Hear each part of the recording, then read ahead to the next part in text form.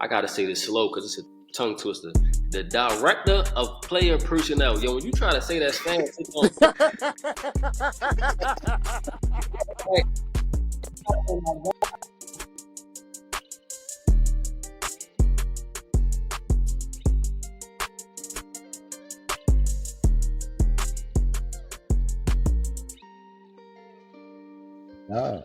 Oh yeah, we up.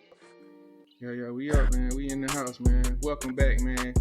To, you know what I'm saying, the real understand everything, aka True Talk. Where Yes, as sir. y'all know, you know what I'm saying, we speak the real and the raw, man. So we got a special guest in the house, man. We got Steven Smothers, one of Maryland's finest, Yes, sir. All-American, Maryland Gatorade Player of the Year, West Virginia signee, some regarded as the next Tavon Austin, man. So we're gonna give it up for him, man. Welcome in, Steven, man. Yeah, Appreciate y'all, man. Yes, sir. Yes, sir. Thank y'all for having me, man. yeah, man. So, this is officially this is episode 3 for us, but we had some technical difficulties for episode 1. So to Yes, y'all, we did. episode 2. We had some trials and tribulations. Yeah, big trials and tribulations. So yeah, man, let's get into it. Steven, so take us in, man. You know, Well, Maryland, you know. and I'm gonna say too, so that those who don't know, me and Steven played together. Yeah. And I'm gonna let him tell the story. Yeah, I'm gonna just let him go. Long story short, just give y'all a little background on me and John. Long story short, we had a conversation on the phone, and I basically told him, I'm like, look, he went to a school where how many times? Hey, listen, keep it real, dog. Yeah, we're gonna keep it real and raw here now. Real, dog. Real rap raw. He been to a school where I don't think in the 3 years that he was there, which I went to the playoffs once. Never. Right. Okay, so Never. we was on the phone. I'm like, look, I promise you, man, if you think about making that jump when you coming to Franklin, I promise you, we're gonna win a state championship. Matter of fact, hold that. Let me go grab. Listen, y'all. Listen, First guest speaker, man. We might have a surprise already, man. I say, I promise you, I'm gonna get you hard. So ice me out. This one right here is the one that we got together. This is the second one. We went back to back, but I said, I promise you, I'm gonna get you one of these. And I came through, on that promise. I think we went 13 and 2. We went 13 and no, we went 12 and 2. We only lost one game, dog. We lost to Calvert Hall. Lawrence, we lost to them. Right. We lost to Lawrence. So Mike and Lawrence played together, Steve. Okay. This oh, Mike. Yeah. Lawrence played together. Yeah. Okay, I played with Cage at UGA. Okay, got you. Hold on. Nah, we lost to Prairie Hall too. Pardon me. It's okay. Wink, Mike, Malik, Jeff, and Jerry. Yeah. So we lost to Calvert Hall, Prairie Hall, and then we went 12th Street, went to the state championship. Didn't lose after that. And went on that run. So now John gave me some bad news not too long ago that he misplaced this. So you definitely got to find this. I did lose my. John should be banned from the school for that. Oh no, I'm in history, though. I won the first ever one in school. Okay. Yeah. Put some respect on my name. Put some respect. Yes. Now I gotta ask you, Steven. You know what I'm saying? So I did a little research on you. You know what I mean? I saw a lot of articles that were saying they compared you to the next Tavon coming out of Maryland. Right. So being a youngster coming up, we all seen Tavon greatness. Probably one of the greatest YouTube highlight tape ever for a football player. You know what I'm saying? No matter what position you play. Facts. Take me through that. Like, did you ever feel like any pressure being compared to Tavon? You know what I'm saying? Or did you ever kind of look at it like nah, like I ain't even sweating it, Nah, because we had a relationship. I mean, and I knew him. It wasn't pressure because he would always say that we had conversations. And Tavon would be like, yo, you more gifted than me as a receiver. But, right. And it's not to say that I'm better than him, but it's because Tavon played running back. So he like, yo, you had a head start as far as a receiver with me. So as far as you stopping and starting and getting in and out the break, you got years upon years over me on that. So just having him, as a mentor, that definitely wasn't no pressure. And then like I seen why people would say that. So if it was I thought it was hype and I didn't see it, I would have felt pressure. But the fact that when people said that, I'm like, okay, I can see why y'all said that. Even my coach said that. Like, it's a interview where he's talking about the first time he seen me as a freshman. The first person he thought of was Tavon Austin. So it wasn't no pressure. I mean, you wanna play the best, you wanna beat the best, you wanna be, compared to the best. So to me, it was like that was definitely an honor. So yeah, it wasn't no pressure. Okay, I feel that. No, for sure. Now I want to ask you now because I see that you went to West Virginia. Did he have a little influence? Did he have that little bug in you, or you kind of just like, nah, I kind of feel in the school for real? He had no input, and it's crazy because I remember being at my aunt house, calling him and asking him. And he like, yo, I had no idea you was liking West Virginia.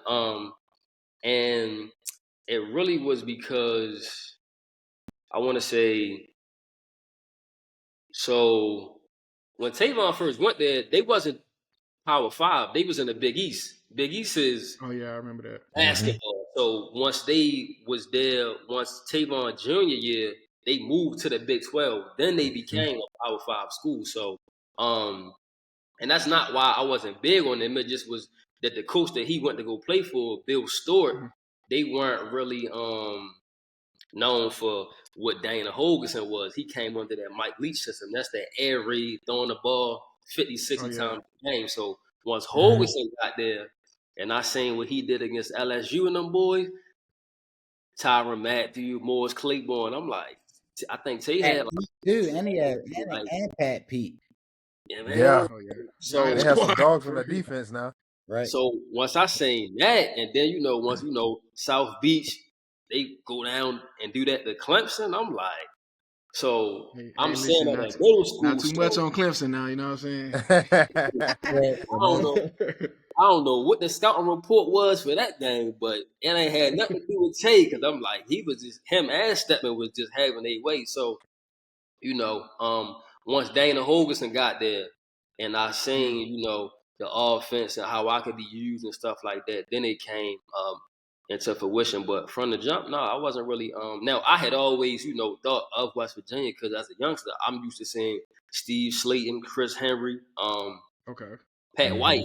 But even then, like I forgot the nickname they had for Pat White and Steve Slayton, but it was like, as far as like them running the ball, though, it wasn't really, Pat White, he threw the ball, but he was really known for running the ball. Steve Slayton too. So I wasn't really big on them until Dana Holgerson got there because I knew exactly who Mike Leach was, and all of the, guys that came under that system. So we got there and we had conversations. They definitely jumped up there, as the head runners, really. Yeah. So I see, like, I hear, why you went to West Virginia. Right. But man, you know what I'm saying? Listen, they ain't my team, but dog, you had a Bama offer, fam. Everybody don't get no Bama offer now. Everybody, hey, listen, Mike, did you have a Bama offer? Listen, I did. Oh, well, never mind. We got two superstars in the house, y'all. I forgot, man. I didn't have no Bama, nothing like that. But I'm gonna tell you a funny story. I'll never forget, we was in gym class. Our head coach's office was in the gym. The Ohio State coach, what was he, the receiver? What was the receiver coach or somebody came? I forget what it was. Some short dude came. He was like a short dude. He had the Ohio State joint on. He had another school. Oh, I had the Oregon hoodie on. He had an Oregon hoodie on. Came down. They're like, yeah, can we get Steven Smothers to the office, please? Came down. I'm in gym. Bro, he walked in our coach office. The dude like, hey man, I flew all the way from Ohio to come see you, man. He said, I like the hoodie though. He's like, yeah, man. Oh, I just threw something on today. I ain't, like, bro, you gotta think like this man had every school coming to like sitting in class with him. Like, and I think the most appreciative thing that, I respected Steven for, like, mind you, this man was, like I said, 5-star, whatever, 4-star, whatever, right? But at the same time, man was so locked in, bro, that I remember when the Kentucky coach came, and this man straight was like, "Hey, listen, the only way if you want me to come, you got to recruit him to come on me." And I had no stars, not like that. Mhm. The fact that he was like, "Oh yeah, you want me to come, John? I'm gonna look out for you." Like, "Oh yeah, you want me? You gotta bring him with me too." Knowing he wasn't going to no Kentucky, but it's still though like that's Facts. that's G That's shit real though. That he talk though. did that. Yeah, Most people are not. Well, O's not gonna do that, bro. man, Especially a no, dude real like I talk. ain't had none, so like I'm just like shit. I'm Hey, back the like biggest damn. story I seen that happen was I don't know if y'all are familiar. Y'all remember Robert Condici? I think it was class 2013. Right, Yeah, right. I He was remember number him. one Year before DN me. Year out of before me. Georgia, Year before bro. me. Bro had his homeboy. Dang, what was buddy name? I don't want to lie on nobody. I don't know if it was Nick Schusler. No, Ryan Carter. That's what Ryan shot out to RC, man, from Clemson. Ryan, they all were trying to get recruited. And I don't know if y'all remember, for a long time, everybody thought Robert was gonna go to Clemson. Like that was the front runner. Robert was like, y'all want me to go there? Y'all gotta offer. I mean, yeah, he was like, y'all gotta offer Ryan. Right. They offer Ryan. Like Ryan was actually legit, but like some people might have thought maybe he was too small for a cornerback or whatever the case may be. But they offered him because they were like, you telling the number one player, this dude at that time, like, we talking generational. Yeah. What Facts. Robert was doing was generational. Like, that man said, y'all want me? You got to offer Ryan. He get that offer. Buddy come up on signing day and commit to Ole Miss. I was like, dog. And it was after Ryan's put pen to paper, like it's over with. I was See, like, that's man, but he ended insane. up being a dude for Clemson though. But like, nah, that's real though. That's mad respect for guys that Yeah, because you Steven and didn't have other to guys do that do that, bro. stuff like that. Like that's what I'm saying. That's when I knew, like, bro, he straight up, bro, did that out the strength that he had genuine love for me, right? Like at the same time, like Right. I respect Steven, bro. Like, Yeah. In my head, though, I'm thinking it's like Kentucky on the lower end on the football. They not what they is now. But John, hey, on the track tip, I'm like SEC track. Shit, why not? They might, Yeah. he might sneak through the back on the track tip. So I'm like, yeah, because I was, like how thought he was Steven a was the real, man in yeah. football at the school. I was the man on the track team. I broke all the school records with track, so that's why I'm Good like, Lord. Got The two crazy thing, superstars right here. this man came when we met up freshman year. I heard nothing about him doing track. yeah, so Steve, me and Nothing. Eli, yeah, we played at Lane together. Yeah. When I went to Well, Lane. I watched John play. I was redshirted. All right, let's just get that out there. Yeah. I watched John play. We practiced together. You know what I'm saying? But nah, man. I never knew John was good at track until like probably right when I was about to get ready to leave Lane. I think most of the freshmen we all kind of sat and talked one day. Yeah. It was kind of like that scene off in Django. Like, man, I can't see nothing. It's like, man, I don't want to be here no more. And it was like, yeah, I don't want to be here no more. Yeah. And then, I dipped that end of that season. I was out of there. I'm like, nah, bro, I'm not coming back. John was like, I'm gonna leave here. I'm gonna go play ball, but I'm gonna go do track. I'm like, track? I'm like, brother, Yeah. can you run track for real? Like, that's different now. And then he started showing me all these film of him doing track and jumping. I'm like, oh yeah. Now he one of the ones. John got the record at my school for long jump, right? You Yes, still Yeah, sir. he hold got a it? record in college To this too. day. Yeah, like Yes, you got it. Yeah. Oh, y'all John. did a little Look, research on you, Jay. I Man, put I John believe JJ above got me. Like dudes be like, "Yo, you could have made it to the league. You had these offers." I'm like, bro, John was supposed to be in the Olympics. That's a different type of like being in the NFL was like right here. The Olympics is like up Olympics here. is. Nah, facts. Whole I tell nother everybody that gold medal hit different now. like that's a whole nother ball. I can't say that. Like what? Like, that's different right there. Man. So Yeah, let me we ask both D you, linemen. No, we Yeah. ain't going to no goddamn Olympics, but we'll boy, what? support y'all though. Yeah, look, man. You listen, bro. You be lucky I run 10 yard, fam. If I run anything past 10 yard, come with that bread. You got to. You got, Yeah. you got to, bro. We got something. But We got something in the chat. Somebody said something in the chat. They said Antonio said Tavon did that with Waters to Maryland, and Mike, which is why he didn't go. What okay, does that mean? Huh? Antonio. Tavon did that with Water to Maryland and Mike, which is why he didn't go. Who was Antonio?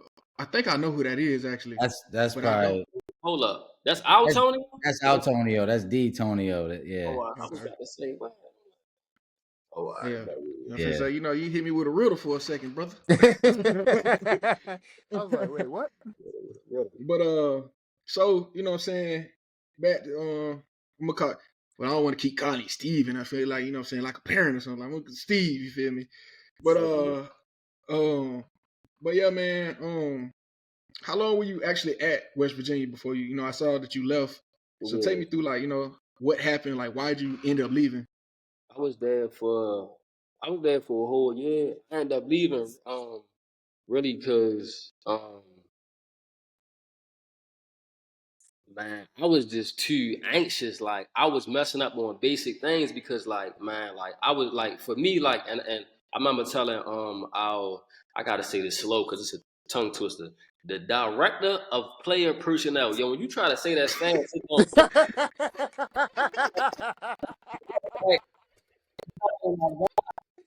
Come on. Hey, bro, that's just that accent, bro. That's all. so See, look, at Lane, we didn't have no directors of player personnel. Like see, Mike went to Georgia, so they had all that. yeah, Oh We man, ain't had that. I ain't get one of those till I got to my 4 year, man. Man, I right. didn't Some have motherfuckers none just of be that. wanting. So I go holler at my guy Door, and I was telling him how you know who I am, how it was. Like I think in my class, like I was I'm one of the I'm as far as the recruits to come to West Virginia, I'm top 10. And a lot of Oh people wow. say stuff about Tavon, but as far as top recruits, I think it was me. Highest, it was Brennan Ferns, Noel Devine, Chris Mhm. Henry, myself, and there was a couple more dudes, but people be forgetting Tavon was a 3-star, so I was ranked above him. So when that list came Learned out, something new today. I forgot I was on there because I'm like, damn, I was a hot. But in my class, I was the Mhm. second. I think Brennan Ferns was number 1. He was a 5-star, and then I was number 2. So I remember telling him yo, how monsters looked at it. If I don't play my freshman year and not no 10 catches or 1 touchdown, if I don't on some Sammy Watkins freshman year, yo, I'm looked at as I ain't do what I was But supposed to do because I'm capable of doing that. So by me just being so anxious, yo, trying to be a freshman All American, yo, and mhm. do that, I'm when it wasn't happening, I was getting frustrated. So you feel me? I'm not doing the things right, and then it just got to a point where it was better off that I would have a fresh start. But even when I went to JUCO, I don't know if it's different now, but when I went to JUCO, it was when you went to JUCO, even if you was a full qualifier, you had to get your AA in order to go to a different school. But if you went Yeah. back to the school that you came from, you didn't need your AA. So I was trying to go back to West Virginia, but Mhm. it didn't work out like that. Hogan ended up going to the University of Houston. So to this day, I'm always in the back of my head because had things transpired how I wish they would have, Mhm. what you seen Tank Dell do at Houston easily could have been me because Tank Dell's coach was my coach, so that easily could have been me. But it didn't work Mhm. like that for whatever reason. But yeah, just being anxious, man. Just trying to basically not being patient. Yeah. Got I know your a lot of mistakes, dudes brother. like my brother Trey Avery. He's in the NFL. He went to San Francisco 49ers right now. I remember Mhm. when he was committed to Old State. I remember his whole plan was to go in red shirt, get bigger, faster, stronger, and that red shirt freshman year. I'm like, what? He has more patience than me though. I was like, what? Boy, I'm trying to go and blow soon as I get there. So for Right. me, it just was, I wasn't being patient and I wasn't letting it, come to me. I was just trying to go get it. But in the long run, that hindered me a lot. But if it wasn't for that though, I've shown people my practice stuff at West Virginia, they bro, how did you not play? And this NFL dudes on that, because I'm on the scout team, so I'm going against Kazir White. I'm going against Jeremy Tyler. I'm going against Rasul Douglas. You feel me? I'm going against them guys. You feel me? So Mm-hmm. you see me, you yo, you definitely was supposed to play. I'm like, I know, but It's crazy. it just ain't happen like that. Man, hearing you say that kind of slap in the face for me because it, like that was the mindset I had going to Lane. Like I Yeah. always felt like, man, I was bigger than going to that school. But Right. like when I look back on it, I needed that. Like I needed to be there for that experience. I needed that like to mentally, I needed that to mature me, you know what I'm saying? Like just as a Right. player, because I remember going to Lane, I'm like, my mindset was, I'm gonna play, I'm transferring. Off rip, I'm gonna play and transfer. I get there, I'm going through practice and I'm having a good practice, like for real. You know what I'm saying? We talked about this in one of our first episodes, but like I became one of them dudes as a freshman. But then Coach see me and I was just like, he's like, man, they used to call me Big Baby because they was like, you got a baby face or whatever, you know. He's like, Big Baby, man, you know, I'm gonna go ahead and redshirt you. I think I need to see some more things out of your game. I'm like, me? like, you know what I'm saying? When they say David Ruffin, y'all like without David Ruffin. Nah, you know what I'm saying? But like I definitely felt that way, you know what I'm saying? It was very humbling. Because it was just like the guys that was in front of me, you know, some of them boys gonna tune in to this. No disrespect to y'all boys, you know what I'm saying? Yeah. But I just felt like at that time as a player, you know what I'm saying, with that competitive edge, like I just felt like our freshman class was the guys, you know what I'm saying? Right. And so to not play, you know what I'm saying, it was just like, I think I've always prided myself on being a player that never let nobody, like never had my confidence stolen. Right. Outside of that one moment. Being told, I don't think you're good enough right now, was my defining moment of my career. Like that took my confidence for a little bit, but I was like, man, y'all suck anyway. Like, you know what I'm saying? Like I was ready to do it, man. I'm like, man, I can't do it. But no, that's definitely, I relate to that more than, you know, for sure. You know what I'm saying? Sidebar, I ended up going against my old head coach some odd years later. Yeah. Hey, best college game of my career, led the defense in tackles.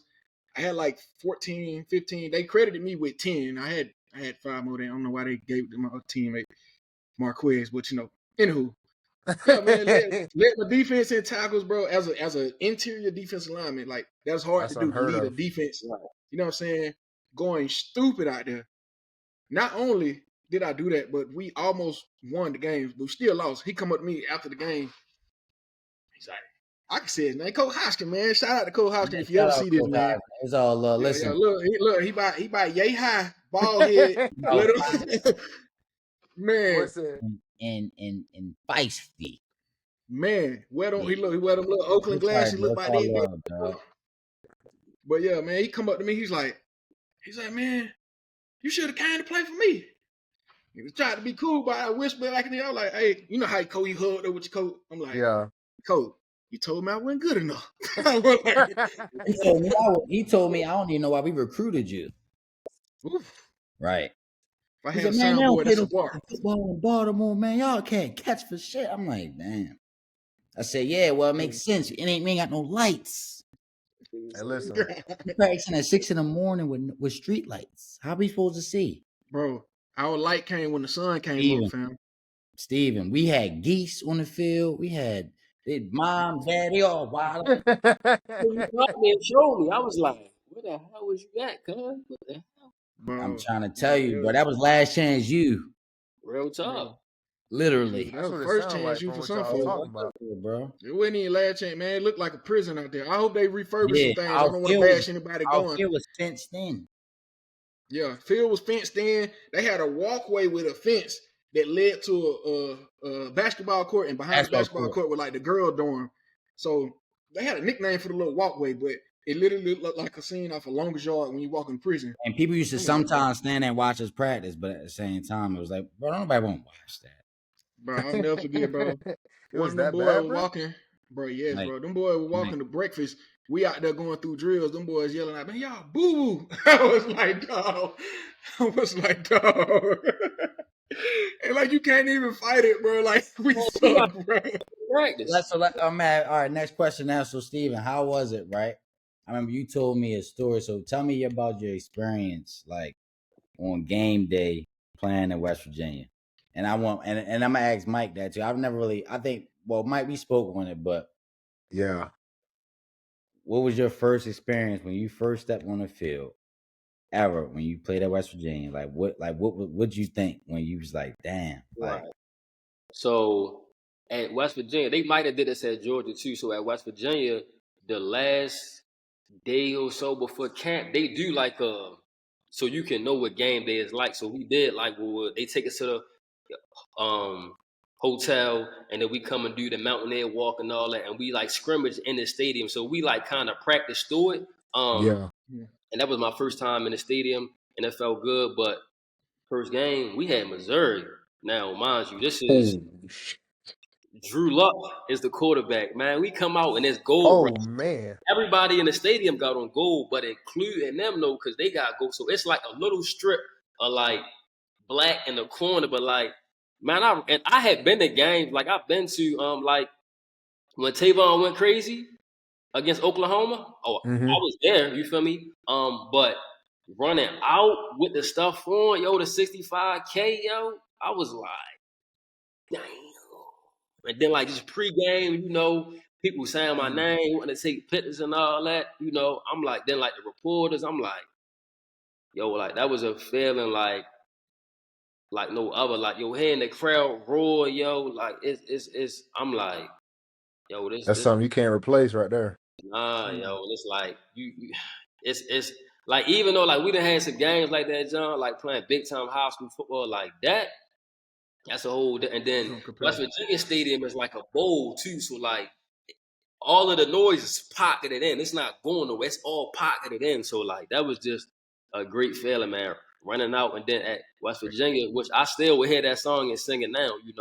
So I like to say like I'm an honorary mountaineer because even though like I ain't graduate and it went how I went, like you can still say my name to some fans and they like, man, that's one we wish he would have stayed. So like Right. the tradition is that we win and we sing Country Road. So after we won, man, just walking around the stadium singing Country Roads with the fans and all Let, that. let the Like, crowd get a little sample of that country road. Yeah, look, see, yeah, put me on the spot now. hey, look, Yeah. I can't get you all that. And then, matter of fact, I think the dude, I forgot the country. They had a country western singer. I forgot his name, like Jordan something. He came and sang the national anthem. I'm like, hold up, yo, it was so real, man. Everything and more that I definitely just like being a. I remember being young, yo, at Shaq House, yo, with Shane and Darius and them playing Road to Glory, yo, and saying that. That's how I felt like, That's yo, how it I'm was. Like you was in the here game. playing Road to Yeah. Crazy. Glory. That's crazy. I'm here, yo. It was, man, that was so real, man. For real. Definitely a good Shit, experience. Mike, I was your SEC experience though. I mean, like Steven said, like they try to prepare us all the time for like game-like situations. So we will always be in practice with game-like situations. But like, I think the first time I realized that it was like crazy, I'm not even gonna lie. Was it our spring? No, it wasn't our spring game. It was my first game. I was like, bro, like we played ULM. I had to look up the schedule because I was like, I don't even remember who we played.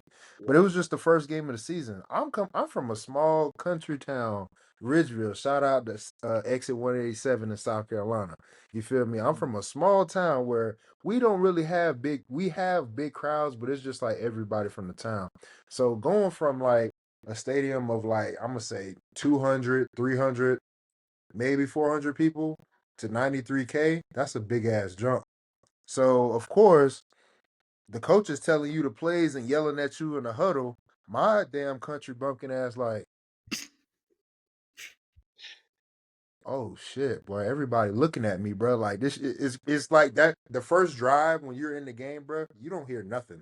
Like I don't hear nothing. I don't hear the play calls. I try to focus on the game, but it's just in reality, bro, like you so like starstruck and amazed because you just looking at everybody in the stands. You got people yelling your name because they know you and just I mean, it was just weird. Just I mean, even walking to class, bro, people yelling your name, you don't even know these folks, bro.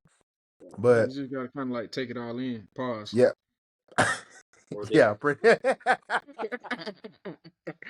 But kind of like taking the moment, man. You know what I'm saying? That was crazy. Hey, it's crazy work that he said that, but I ain't gonna. But no, for real though, like it was definitely an experience, bro. And it's just playing the different stadiums that I was just around, bro. It's just like it was just you didn't realize it at the time, but that time it goes by so quick, bro. Boy. And honestly, bro, it's something that you can't recreate. Because I done been in NFL games. I done seen how the crowds are at NFL games. It doesn't compare, bro. Not even close. Like for until these past couple national championships, I was in games that was like the most televised games like in the country, like when we played the Rose Bowl and everything. So just games like that is just crazy. Like I think the loudest stadium I played in, like neutral site venue, it was definitely the Dome before they tore it down. Like when we played UNC, I couldn't even our coaches, we couldn't even hear each other talk. Like that's how loud it was. But I think the loudest stadium I had to play in was probably uh Neyland Stadium, Tennessee. Tennessee. Yeah, you And understand that. because it's loud as I'm not gonna lie, it's loud as fuck. Good old Rocky Top. They do not Bro, play games. all week, bro. They do not play Rocky Top, games. Tennessee, bro. I'm like, bro, I'm tired of this song, bro. But it was definitely an experience for sure. But I'm not gonna lie. We played Southern University, and um, I coming from a small town. The nearby college was South Carolina State. So our Mhm. band director was always teaching our band like the different songs that the band plays. And if you from the South, you know what Battle of the Bands is. You feel me? Right. That band. So bro, it's different. So I'm listening to South Carolina State stuff when they go to Battle of the Bands and different bands and stuff like that. But I'm gonna be honest, I did not know how good Southern Band was. And honestly, that game, I think everybody in the stadium was more focused on their band than they were the Mhm. actual game. You I feel know me? I Like, was. Yeah, bruh, you got a halftime show. bro, they Right. were so like Yeah, I that's don't think you so realize deep. like you Steven, you can say it, bro. Like the other team, the band don't really get that much space, bro, compared to like the home team band. It's Bro, Right. our band probably had like 500 people, I feel like, on that band over there. Bro, Southern, I lie to you not, probably had 50 and they were louder. It's Like crazy. by far, bro. But it was just an experience. I just mentioned that because like, yo, that had me like starstruck too, because that all happened my freshman year. Oh, and then we got our asses taxed by Alabama, but we ain't gonna mention that. I saw Derrick Henry in person. There was only one freshman that got in that game, and that was Derrick Henry. Trenton Thompson. Hey, shout out to Trent, man. Nah, Big for real. Jolly. Big We used to Jolly. train with bro. We used to train with him in Hey, Georgia. that boy there, a freak of nature. I've He never was, seen man. nothing like it in like being a freshman, bro. And Yeah. I felt like I was undersized, but made it do what it do. And it's funny, Steven, like that they from down south and we from up north. So you done been the opening camps. You done played against the top dudes. So what do you think football from up north lacks North. compared to playing down south? From what you've seen and the dudes you played against. That's all it is.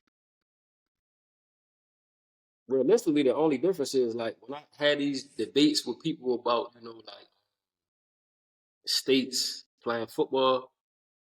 Maryland got just as much talent as other states, but of course, numbers is gonna be small because Texas is triple the man. Texas is a bigger state, so y'all gonna have more. California is a bigger state, so y'all gonna have Right. more. But Right. I don't really think we lacking. The only thing I would say we lacking is we really only got one major school. It's Maryland, But like Texas, you got like that's why like you might see once I got older, I realized like you might play Texas State, and them boys just as good because Texas is so big. Everybody can't go to University of Texas. Everybody can't go to University of Houston. So you got like 12 different schools in Texas alone. You feel me? So like they got different options to go to. Same thing with Florida. You got Florida State, Florida, Miami. You feel me? Like you got a plethora of options, and it'd be like homegrown talent there.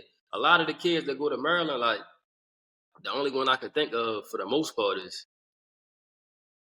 I mean, it's a couple more. You got Stephon, Jake Funk, Tano, but a lot of them like Diggs. I remember talking to Lil Diggs, Trayvon. I'm not going to Maryland. Well, that's because Randy Hassel was there, but like we wasn't trying to go, to Maryland. But in them states, they take pride in going back to, They those state states, schools. Right. Miami. Mm-hmm. Right. So that's the I only can thing see that. because we only got one school. But other than that, like St. Francis, they what was that last year they went and they beat DeSoto or the year when We're Blake talking about that. all them IMG Mhm. the Morgan and they beat them like low like we can get with anybody. It's just the numbers is scattered because it's a bigger state. But that's the only thing because it's one school, University of Maryland. Other than that, you either going to it's Bowie not State. the same school. So that's You going to Bowie they ain't State? missing You going nothing to up. Morgan? You going to motherfucking UMES? Or you going to They got, Salisbury? they got club football. So like D1, Power Oh, 5, you Cotton. can only go to University of Yeah. Maryland. You feel me? Unless you go to Bowie, you want to play like Big Two, like HBCU. But other than that, like, Yeah, no discredit to Bowie State because yeah, they because recruited Bowie, me. you know, like Me. No discredit. win the CIAA every year, but as far Yeah. as that, they were like, yeah, like that's all we got. No discredit. Facts. For me, I feel like money was a lot. That's a huge difference when you come from the South compared to a lot of other Facts. places because I look at like trainers. Like in Georgia, where you can't it's all Georgia got just as many football trainers as they do Waffle Houses. Like every Yeah. corner, you're gonna see a trainer doing something. And we ain't just talking about like Boy, other that's a states. great analogy right there, boy. For real, like That's a great yeah, analogy right there, boy. like they be everywhere, bro. But like the thing with like a place like Georgia, it's like compared to other places, like in Florida, you're gonna see a lot of like speed coaching. Everybody want to do footwork and speed. You come to Georgia, you're gonna see a D line coach training. You're gonna see O line coach training. We got tight end, we got kicking coaches. Like they have coaches specific training for every position in football. When you Right, come to Georgia, places like Georgia, and right, me being up here, like I live in Texas now, so like being in Texas, I realized that's the thing that set them apart. They pump money into their high school stadiums, which is like why they have like powerlifting in their high school mandatory almost. They right. got trainers for every position there. You know what I'm saying? Hmm. The thing with Texas though is like all these other states are starting to catch up. It's kind of like the Yeah, NIL. Like Texas used Hmm. to be that golden standard. Like that's it. right, But everybody else starting to slowly catch on, pump money Hmm. into the program, pump money into your players at a young right. age. Oh man, y'all gonna be untouched. And just so happened Georgia's starting to hit that wave, and we've been on that wave the last 10 years since 2014 and up. Right. So it's just like Listen, I feel like money is a huge factor when it comes to like what's up north compared to the south in terms of Yeah, football. definitely. I seen Allen Stadium. Like that was now I know what's way more. But when I was younger, like the first time I heard of Kyler Murray, and I'm like, nigga, that's the stadium. that's crazy, bro. Yeah, There, nah, ain't no way, yo. Like I'm I'm like, not. yo, and I'm then not even gonna lie. there's multiple ones just like that. I'm like, oh, I'm not gonna lie, bro. If you from Georgia, I'm not from Georgia, but I damn near been there long enough that I'm like starting to realize the schools and stuff that really produce the talent. But Allen High School in Texas is like I would say Buford or damn Not no more. Carrollton. You said They not more no like a more. yeah. Since they lost Kyler, they done downhill. They you know what I'm saying. I I'm went talking and about. watched them get spanked by St. John Bosco in Ooh, 2022. Bad. I'm talking about boy beat us. see, I don't know Texas schools, but I was just saying it in the analogy of like well-known, like you feel me, high Yeah, schools, and them having like some pretty nice stadiums. By far, I think Buford is about to have probably the nicest stadium in Georgia, and I think yeah, Gainesville is starting to like really build on theirs. But Carrollton whole facility is nice. I'm not gonna lie, yeah, and yeah. there's like Carrollton's so nice. yeah, and like how Eli was saying, like Georgia does have hella resources. I'm a South Carolina boy, true and true. And I feel like if we really got some like real deal trainers out there more than like, like I could say like there's probably like 10 that I know right off bat. If we get more trainers down there, I promise you I feel like South Carolina can like really like become like one of those dominant states as well because we got some I know some guys that I grew up with and shout out to my boys from the crib. But like there were some dudes that were way more athletic than me that definitely should have made it. You feel me? But it's Right. just like nobody had like the resources and whatnot to like really teach them the things. But you know, being at the UGA and being out going through the draft process, how I met Eli, I'm realizing like hell, everybody's in Georgia or everybody's, you know, went somewhere else because it's just like there's more resources. I'm not even gonna lie, I'm in Charlotte right now, but I realize like how there's many Waffle Houses and stuff in Georgia alone. I'm gonna specifically speak on Gwinnett County. Every corner you gonna find a field, bro. It's not hard to find a field. Like Georgia is investing in the state in the simple fact of okay, these kids can go play ball. These kids can go make money. It's gonna bring notoriety to the state. Like you feel me? Like they really investing in stuff like that. South Carolina ain't doing that, Yeah. and it's just like Shit, resources, the money, and then you got like states like Texas. I mean, you gotta think, bro. Like you said, Texas is big. They got different options of schools and stuff, but they also got money coming from different aspects. Right. Hell, Texas A&M alone, I could think that's that oil money, bro. Right. Yeah. Boy. And like this God. is a shift in topics, but I'm not gonna lie, it made me very nervous when University of Texas moved into the SEC because they got a lot of money, bro. I'm not gonna lie. And Between now Texas that, bro, A&M think and about you it. Texas, understand how everything this is a business now, bro. College football. bro, it is, bro. It's about It to take is. away from the game, bro. Yeah, bro. Like how you And then them said, boys finna pay everybody to stay in Texas. Like they got SEC tax attached to their name. Everybody when their mama gonna want to stay home now. Right. like you said, like Texas was that gold standard, bro. They about to really be that gold standard now because like they got that money, bro. Like they got long money. It's different, bro. It It's is. different. Yeah. So I mean, Dollars. Another thing too I want to touch on is like when it comes to trainers, man, why everybody in the north don't want to play on the line, bro? Everybody, that's what it is. Where everybody want to be a running back. Michael Parsons was running back, like he just happened to be good at defense. Well, If no. y'all had, We had a 5-star lineman before. What was Pat? Steve. Pat was a what? Pat was we had a 4-star offensive lineman that played with us. Went to Georgia. Man. okay, but it's oh, just like, Patrick oh. Allen. I did not my boy Pat Allen, boy. Do you know Pat? Yeah, wait, I Pat. know Yeah, Pat I know Allen. Pat, bro. You know Patrick Yeah. Allen?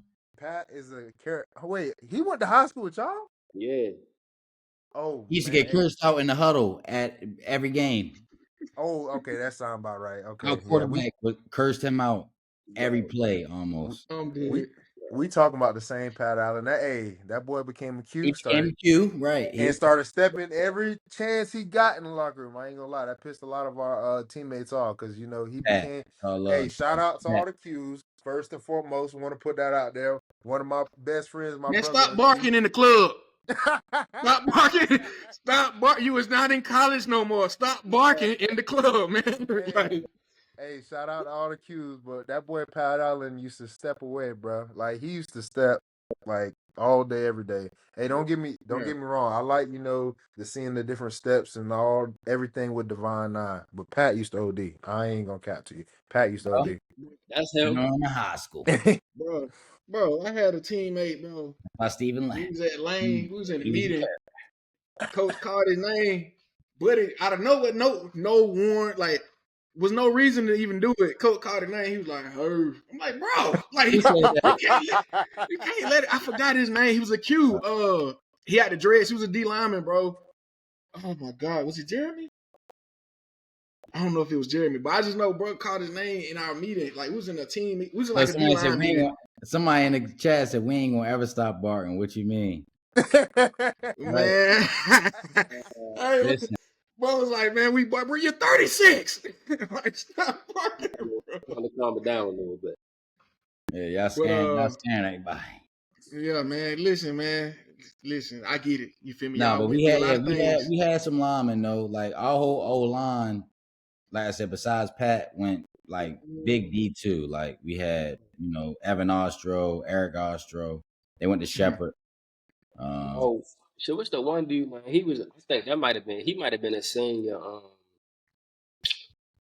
He went to Eastern Christian with David Sales and all them boys. I think he was committed to USC. Kenny Bigelow. He was a 5-star. He was like a D lineman. He was solid, but no, we I definitely feel had like I some. heard that name. So we definitely had some interior guys, but I'm gonna just keep it a Mm. buck with you. You feel me? Like I got a newspaper clipping of when we was in the state championship the first time. It was on the local magazine in our area, and it's a picture of me Mm. catching a touchdown. Dudes in Baltimore, we more about the flashy and looking good. That's So they us. get Right. that. So they know like you play offensive line, you're not getting that. You feel me? Like it ain't like that picture from 10 years ago, but it's still you like, damn, who that? Yo, that's me. You know when you play O line and Right. all that, you not getting all that. So dudes ain't trying, Give they it to you. they want the ball in their hand. They not trying to block for who? No, block for you. You block for me. Yo, like, well, I don't want that because they know, the validation ain't coming behind that. So, up here, we trying, be singing and all that. So that's I'm gonna say from North. That's why ain't nobody trying to block. Now, Let me D tell you line this. a little different now, but offensive Yeah. lineman, you can't go grab no kids from Baltimore, even if they fat. Yo, you want Yeah. to play on the line? No, I want to play running back. Yo, like, that was the thing. Everybody when they was younger, you want to play running back, and you want to play for like Charm City. You feel me? Like, that was the thing. Right. So yeah, nah, that's why right I'm gonna there. tell you, bro. I'm gonna give him free promo. Shout out to my dog, man, Dustin Young. This is one of my offensive linemen in high school. In Georgia, people, let me tell you something. These guys become offensive linemen and just instantly want to maul you. I don't know what it Yeah, is. It's that inner like anger that come out. When we had a lineman, bro, Dustin and my other boy Grayson, man.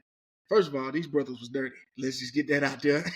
Like these brothers had this little ritual where they would not wash their practice equipment until we lost. Oh, that So type we of on, dirty. Oh bro, we Lord. on week 10, we're undefeated. I got to the point, my one of my coaches, he's Man, like, it smell like a when pile of they wet leave, clothes, man. man, look, he was like, when they leave, we gonna throw their shit in the washer. Like it was bad, but like that taught me like the lifestyle and the Come on, mentality man. of an That's what's up. offensive lineman in like in Georgia. Like they really take pride in like getting gritty, getting dirty, and like really right. like mauling guys. Like Dustin really showed me, you know what I'm saying? Like, man, he was getting recruited too, like big 6'3", about 310, 305, you know what I'm saying? One of like In high weird, you know school? what I'm saying? Yeah. We were God. real in high school, dog. Yeah, Yeah, hey. Grayson, my dog God. Grayson hit the tackle beside him was like 6'5". Like, yeah, we were getting gritty out there. But like, Hey, this should tell you I was the biggest person on my team. oh yeah, no, That's I crazy. was, Pat was the Oh, yeah. biggest person on our team. But yeah. like them boys went That's crazy in the crazy. trenches though. Pat was the But biggest like, dude on our team, bro. that is wild. How tall Pat? What Pat? What 6'4"? Yeah, I think Pat like 6'4". Yeah, 6'4", 6'5", one of them. I 6'5". think Grayson Wait, Pat Grayson came was in a at 2015, right? 2014. He came the same year as me. oh yeah, he was 2014. Yeah, He because couldn't he have was came senior the first 2014. year, right? The He was, first bro. year. He was a class of 2014. Yeah. We like I said, that first state championship we won was my He was senior year. He was a senior too. okay. Yep. Yeah, I remember that. Wait, Pat was not older than me though. He probably was younger age wise, but classification he graduated unless he was unless he reclassified. No, he never reclassified. Bro, Yeah. I'm there's no way Pat was at school before me because I enrolled 2015 like January like 3rd. Like right after UGA went to the Belt Bowl. You know what? I'm gonna have to do my research on that. He was there because I know he was a regular enrollee because he played in that Marine game, the Semper Yeah, Fi simplify. game. Yeah, Well, he Yeah, enrolled so summertime. okay, so he graduated in 2014 at the end of that fall. yeah. Oh Wait, no, I'm sorry. So he was 2015. yeah, because it said his junior and senior year. So he was a junior my senior year then. Okay. Okay, yeah, that I makes thought he was. sense. I was I like, thought he was wait a in our Then minute. class. the second year y'all won it again, he was on your He was team. still Gotti, man. That joint was a blur. I'll be Listen, I forgetting. know. Well, shit. Well, get the Man, people. It's a synopsis of your high school career, so that way the people who don't know, you know what I mean. That's really what you know. What I'm Nah, saying. for real, because I was definitely about to ask, like, hey, Yeah, how people. was So that for people really you? like. Listen, I played, right? We Yeah. was on the field at the same time when I came up there, and I told Eli the other day. I said it was sometimes, bro, like playing with, in certain games. bro, I would be blocking or fake blocking, and I wasn't really blocking nobody. And the Just getting ball in going the up, way. the ball going the other way. The DB like, man, how do you practice with this guy, man? This guy's fucking fast. Hey, yo. I'm like, man, I said, no, I used to be like, shit, let's just watch. We used to I would just sit and Just watch watch. and Hey, see yo. what he about to do. One game in state playoffs, we played Westminster, bro. He ran a jet sweep to the left. I'm sitting there, and the dude told me, like, damn, man, he fast as shit. I said, I know. So you sitting there just watching, I'm sitting there. This motherfucker put his foot in the ground, reverse field, came back to where I'm at. I'm like, damn, I got a block. Shit. Yeah. I'm fake. I barely blocked the dude, bro. He split You got in the between way. he split between me. It was an alley. It was me on this side, another dude here. He hit that middle. Boom. 75 yards to the 75 bottom. yards, dog, in the playoff games. And then again, like every team he played, bro, they just like, damn, bro, like y'all, like we was the Monstars, bro. Besides us playing Calvin Hall, like again, Kenji Bahar and Lawrence Cage are like whatever. Yeah. It was tough. Yeah, they was. Yeah. We played against Michael Parsons. I think that we scrimmaged them Mhm. at Harrisburg. The other dude on the team, he played for the Giants. Robert Martin, he was the running back. Well, he was the running back. So maybe if he was there, he was a but Michael Parsons wasn't that. Like he was a threat, but like we was more so worried about. yeah. Maybe he was a freshman or something. Well, I don't know, but yeah, that Harrisburg. That's what Michael wasn't who he is now. I'll tell you that. No, Yeah.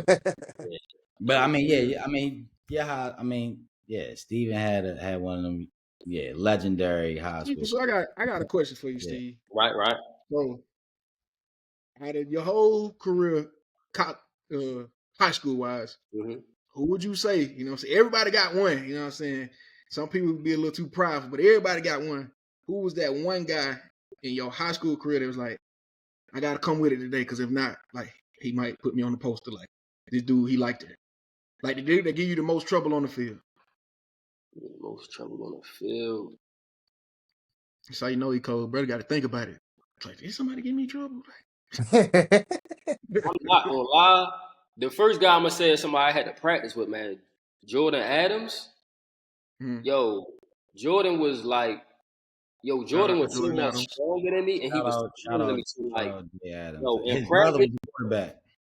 Yeah, so it's twins, Jaquez and Jordan. Jordan would jam me like, so like my freshman year. So like I played varsity as a freshman. So Reggie, and then Marquise, and then like they would like, it don't matter what coverage they was in, if they was on the scout team or whatever, they would always jam me. So that got me prepared. So I had to deal with that in practice. So like I had to learn. Like I knew how to get up the jam, but as far as high school, I didn't. Like they would purposely hold me, and coach wasn't calling, so I really had to learn how to get wiggle and get skinny and all that. But as far as people I played against,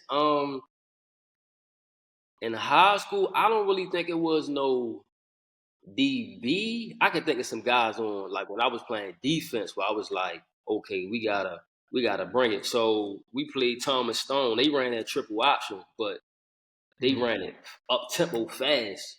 They had a guy who was committed to Georgia. His name is Jawan Briscoe. He played running back. I think he went to Georgia as a cornerback. Yep, Jawan. He was fast. Like I seen him run like, no, he's faster than me. Like him, that was one. The white boy. Two of the coldest white boys I ever played in my life. Pop on the football. If you from Maryland, you know who Danny Blair is. Bel Air Terps. I don't gotta say too much about cuz. But high school, Jake Funk. Jake Funk was different. He in the league right now. Hey, shorty, and this how we knew he was a problem, because a lot of times when you see white boys run, you like, is he fast for a white boy or he fast? What happened was they was playing Suitland. So Suitland and DC, that's all DC dudes, and he running away from them. I said, oh no, we can't take shorty lightly. So him, of course Lawrence and all them guys. But as far as the defense, it really wasn't no. I want to say Jawan was the only guy. That was the only guy like I played against who that was a commit as far as the defensive side. But a lot of the guys I played against, they Forgot was about Briscoe. like commits on like Briscoe. That was a guy like I knew like I had to really work him because he could run with me. But any other guys I could really think of who I would name, they all play offense. So that was only a concern if I played only if I played defense. Yeah, I can't really if one college I can name some, but high school I really can't think of none who I had to play against who it was like. Yeah, like, you'll really shut me down. Yeah, this So let me ask you this, because I'm gonna go around. I'm finna go around the whole table. okay. Toughest person you played against. Toughest person I played against. So take that same question I just asked, but this time instead of high school, this is career. Oh, this ain't just so this could be like Pop Warner or whatever. Whatever. If you say somebody from Pop Warner, that's wild. First of all, I hope they went to the league. If you mention anybody from Pop Warner locking you up, I hope they went to the league. I'ma have to say the toughest person I ever had to play.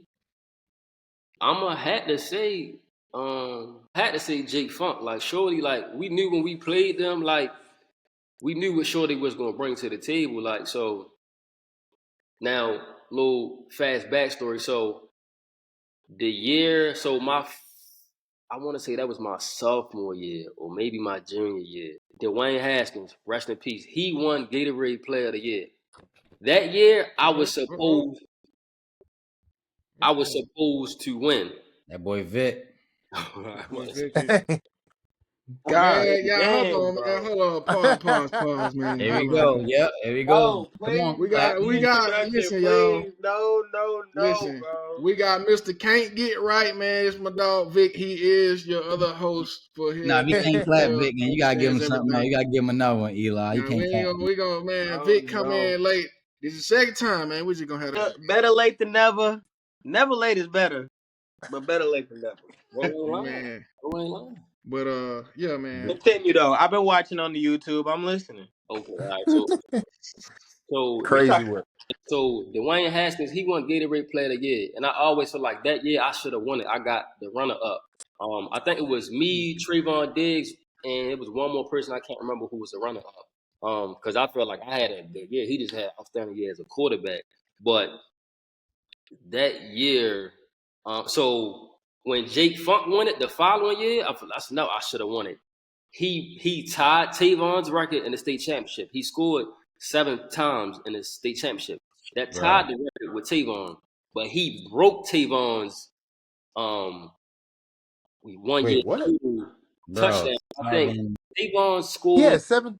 Pause. He had 7 touchdowns in the state championship game. State championship game. Who the hell did they play? They played team too, though. Hey, there's something that my coaches used to yell in practice when the numbers started to look like that. Basketball numbers. That's just how it was, you know. Brother, man, hell no. Brother, man, put a shirt on, man. Hey, bro, what you got going? Man, you ain't on here with the female, man. What you got going, fam? Bro, we ain't in the 90s music video. Man, people got sisters and wives and girlfriends watching kids. Bro, I am looking. Hey, yo, ain't that bro? But he that boy said, I eat my Wheaties. Yeah.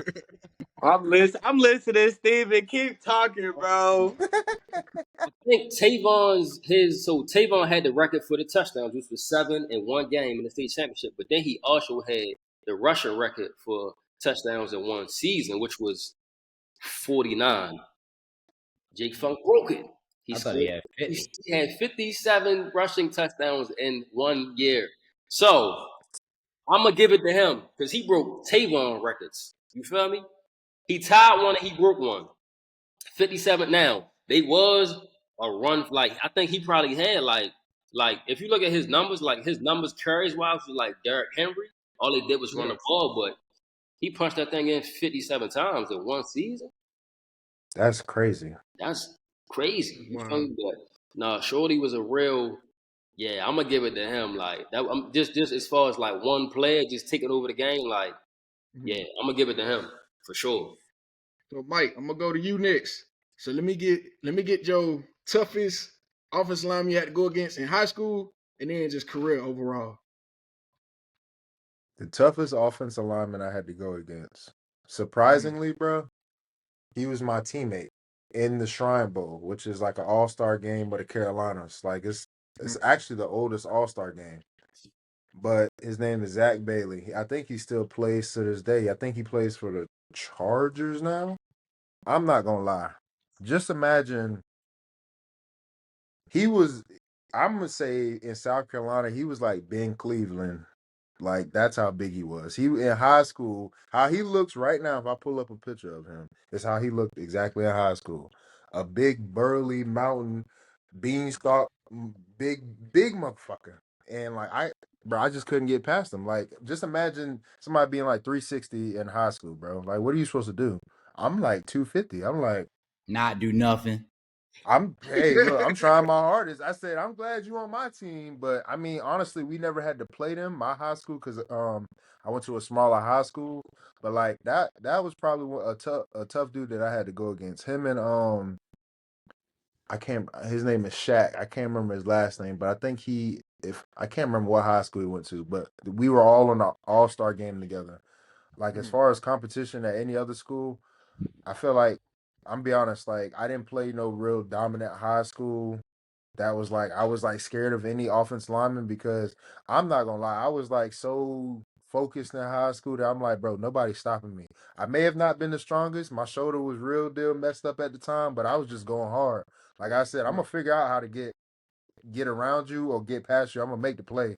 Like I played every position in high school, but I also played both sides of the ball. So yeah, it is what it is. But as far as college, I think the hardest offensive linemen I went against were in practice. Like, just imagine, like Isaiah Wynn. Isaiah Wynn went first round to the Patriots with Sony Michelle. That's when that year, and Okay. then I went against Solomon Kinley. Andrew Thomas was first round. Isaiah Wilson was first round. Like all those guys were in practice, and then we have like 4 or 5 stars in first round. Now at the University of Georgia, I don't know how they do it everywhere else, but Monday is like you implement your plays and stuff that you Install day. installing. Tuesday we call it Bloody Tuesday. That's where it is run heavy. Okay, so if offense is trying to install what the heck they trying to do, like running the ball, just imagine trying to take on a double team from Isaiah Wynn, Andrew Thomas, or Isaiah Wynn and damn Solomon Kinley or whoever else I was going against. Bruh, Justin Schaefer. All those guys I'm taking on double teams, bro. That's like 700 pounds coming at you, bro. You got 330 each coming down at you, bro. Practice was hell, bro. But that's what made the games easier. But I think the toughest guys I went against were in practice. Oh, another guy. Lamont Galliard. He was the center Oh that yeah. we had. He came in, I think he was either a 4-star or 5-star defensive lineman that converted to a center and ended up ultimately like having a whole NFL career playing offensive line. This dude was so quick off the ball and had so like good, like just great feet as a center because he just knew the game because he played defense. So that was just an advantage. Bro, like honestly, Georgia's offensive line just probably the toughest offensive line that I probably went against. Not gonna lie. Like some years, I'm not gonna lie. With the guys that we had, I'm surprised that we didn't win the Joe Moore Award or the offensive line. But it was always given to like them teams up north, Favoritism, it is what it is. Yeah. But I mean, I can't give you one solid person for like college. I'm not even gonna lie to you. I got you. All right, John. What about you? Shit. High school. Best corner I played against probably was. I'm trying to figure out too. Like I really didn't. I would say. I say Mike Jones from Who? Who? Najee Atlanta. Brown. Mike Jones. Mike That's Jones, crazy. dog. From North Atlanta. Yo, he Man, gonna see this and laugh. Yo. hey, bro. He as cliche as that is, bro. He was the first person to ever humble me playing receiver, bro. Like I remember when I first came to Franklin, bro. We played 7-on-7. He janked me so bad, bro. And I thought I was that good. And I thought I was that dude. Like all the footwork and all that. Bro, he straight. You know how DBs line up in that stance when they got one foot in front of that when they ain't like this. Oh, that boy was getting pressed. That boy was getting jammed. He straight like he timed it. Like, you know, he looking at me and looking at the quarterback. Bro, and when I say he was ready to strike, bro, as soon as the ball snapped, bro, bro. That boy put you to the gulag. He put me to the gulag. I'm like, okay. I said, all right. I said, That you know nigga what? calf muscles, yo. Yeah, he had, bro. Like, he used to just tiptoe walk all day, bro. His calf muscles was right, bro. Nigga calf muscles look like niggas biceps, yo. Real tough, bro. He probably was the best DB. Like, he was probably the best DB I seen. Like, really, like I said, besides, like I said, besides my cousin, Desmond Pack. Shout out to Des. He was legit too. Mike Jones probably was the best DB I saw in high school that I ran into. College, no disrespect to nobody at Del Val, but I was the king of one-on-ones. No, I never got strapped there. You know them boys gonna jump in that comment now. They can jump. That was crazy. They can vouch. I mean, he got to repost this. Please, they can. He got to repost this. His teammates got to see it. No disrespect, though. I mean, at the end of the day, listen. But at Lane, I would say the best DB I saw at Lane probably was D Brown, dog. Eli, no, could vouch for that. D Brown was one of them dogs. He was a dog. Technician. He's from Atlanta. Yeah, technician. Real thorough. Technician, had this field swag, but could move. Like, bro, he was legit, like. And he was like, what, 6'1", something like that? He was like, a big corner. That was the first time, bro, really saying going up against DBs that was like 6 feet and up, bro. I never was like, they look like receivers playing DB, bro. Bro, and he could run with the wind. That boy hit you with that, turn around. It's so quick, right? He could be like 2-3 yards off, and he stick his hand out. He already like this. So it really was like, for me, I didn't really know how to, like, I was elusive, but like, I was really like, damn, I gotta figure out how to avoid all this shit because I'm getting the shit beat out me in practice, bro. Right. Now I would like, they really was at the same time, like, but they got me better. So that's what I'm saying. Like, when I came to Del Val and PA, like I said, I have not ever got jammed since then, ever. So you can make this a clip, you can put it on whatever. I have not. So at the end of the day, D Brown, Mike Jones was the two best dudes. I'm gonna let Vic go last. I'm gonna go next. I got 3 people that jump off to the top of the list. High school is obviously, you know what I'm saying, like I said, Dustin Young, shout out to Dustin, was, you know what I'm saying, that prepared me a lot going against him every day at practice. Like, and then like I even take it a step further. Like my freshman year, I went against a guy named Che Martin. Shout out to Che, man. He used to call himself Renzel. No, he used to call himself Rambo. He was like, what Rambo gonna do today? Like, he one of them cats that talking third person, man. He cool as a fan though. But like, you know what I'm saying, going against them guys, they were like strong, you know what I'm saying? And Dustin used to do this thing, like he'd shake your head when he's trying to block. But like, I credit him, but I can't equate him to just being like the tank person I went against. High school for sure was Ben Cleveland. Let me tell you something, brother. Ben blocked so aggressively, think he got a touch. Bro. That's a grown man, bro. You thought Ben was racist the way he blocked. Let me tell you something, brother. Hey, I'm just, all right. Listen here. I'm telling you, bro, the way he was doing my defensive end, I would thought he was racist. I was like, dog. I was like, bro, let him go, fam. But like, bro, Ben. Hey, listen, love bro, Ben though. Ben my dog.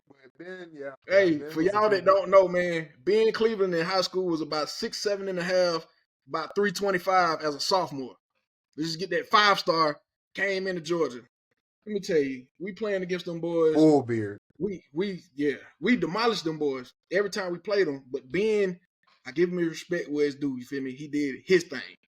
And my senior year, his sophomore year, my defense end, my boy DJ, man, shout out to DJ. DJ, DJ great at football, but like he ain't no DN for real. He really out of position. He should have been outside linebacker. DJ about 6'1.5", 6'2". At the time, probably about I know this is going to go. 205 maybe.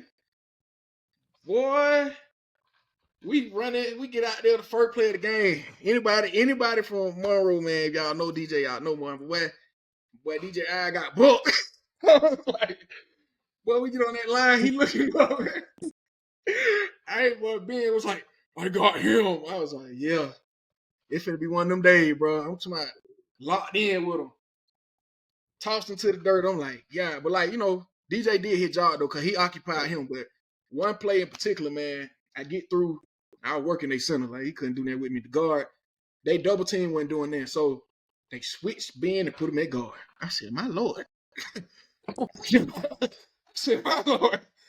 When that grown man came off that ball, he was like, bro. I was like, okay, this is what a 5-star look like, bro. Like, this is what a 5-star feel like. That boy hit right here, dog. I hit him with like some basic, like trying to swipe him off. Oh, just did that. I'm like, yeah, nah, he different. But like, I still did my thing again, bro. You know what I'm saying? But like, he definitely one of the ones. Shout out to my college teammate, man, Nick Paul. Nick Paul's another one. He was like 6'8", about 380. What? Golly. Where you from?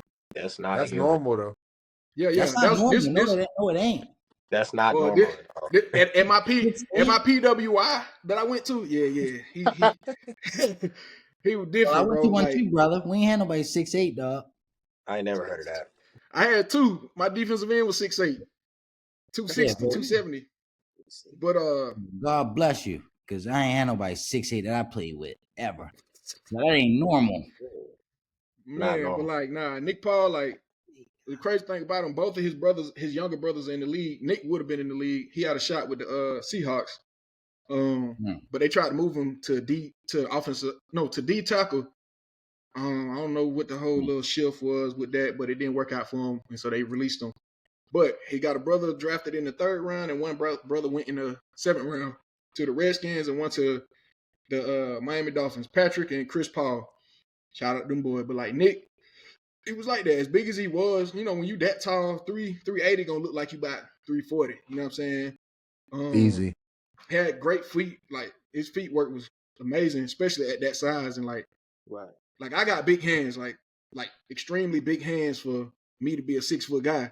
But like me and Nick hands is like dang near the same size. So that was different for me because I was always so used to having bigger hands than people. And that helped, like, you know what I'm saying, grabbing wrist.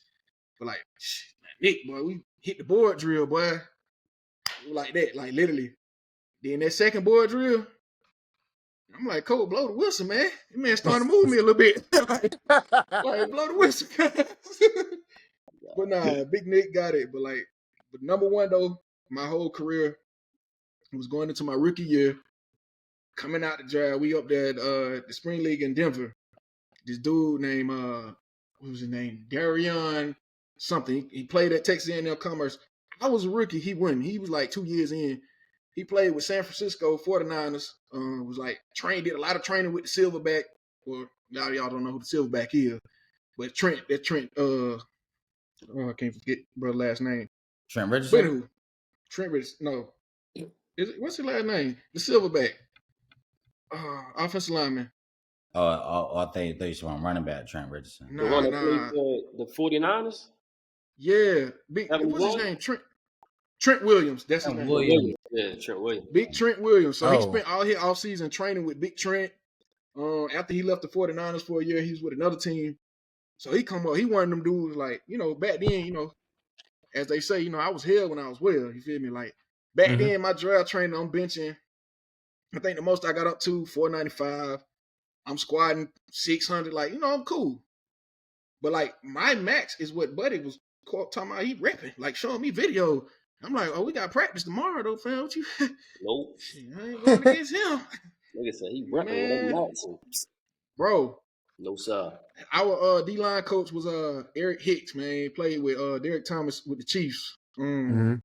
He was like a big time. Like, you know, Derrick Thomas had one of the sack records. Well, if Derrick Thomas had 15, Brady had 10. But like, he wanted to like see me go against that guy. He was like, man, like this is what pro football is now. And you know, in pro football, man, you got to make the most of your reps because you don't get a lot, like for real. Facts. So we get up, man. Arion embarrassing everybody, and like you know me, that competitive edge. I'm like, man, I got to go again, bro. So I finally get that opportunity. I go out there on that island. They had him at tackle for whatever reason, knowing good and well I'm a 3 tech. I'm a nose and 3 tech. That's you know what I'm saying. I get out there on that island with that young man. Boy, boy, my first professional rep. That fool, kid back. Boy, I'm coming out the edge. I'm talking about stay straight in my chest, bro. Like, I'm talking about buddy hand like this. I'm like, bro, I think I might have whispered, let me go. like, bro. I'm like, oh yeah, this dude not a game, but like, nah, he hands down though. He one of them ones for sure, man. Shout out to Darian. I'm probably butchering your last name, or your first name, but yeah, he was real. He ended up getting him back though later on, pancaking. You know what I'm saying? That's right. Who's Yeah, you got to counting? get your get back. Look, Yeah. who's counting though? You know what I'm saying? Come on, Vic. What you got, Vic? I already know what Vic about to say. Bro, look, y'all already know I went up against Kyler Murray back in high school. Yeah. Man, Listen, That Explain that. that's look, it. That's bro, Kyler Murray, bro. Like I said, that's the That's scary part is that wasn't it. The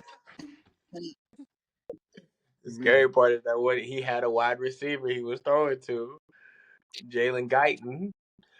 He in the league right now. I don't even know. Look, Jalen Guyton. bro, do the research. You Oh gotta, my gosh, watch, That's how watch you know the he was highlights, good. That though. nigga said do the research. bro, do the research, please. Like, Jalen Guyton. All right, bet. goodness Go look him up. gracious, bro. Look, even the routes when he in the You league, played bro, him? You out stuck there, you stuck him? bro. He, bro, He said he bro. Let me played tell him. you. No, he played me. Right, bro, what? Like this man taught me, bro. I'm talking. This was my first varsity game. I told you I had to play against Kyler Murray, bro. So this type of experience is unheard of. Like you go from not being on varsity at all, like getting 0 reps. You was already being counted out to now you about to play one of the best teams to ever play Texas high school football with the best talent. Like Yeah. so, you know, I already told y'all, shoot, first play of the game, Kyler Murray scored the touchdown off his feet alone. Bro, we get throughout the game. This boy start tossing that rock, bro. I'm talking, I'm thinking I'm sticking next to Jalen.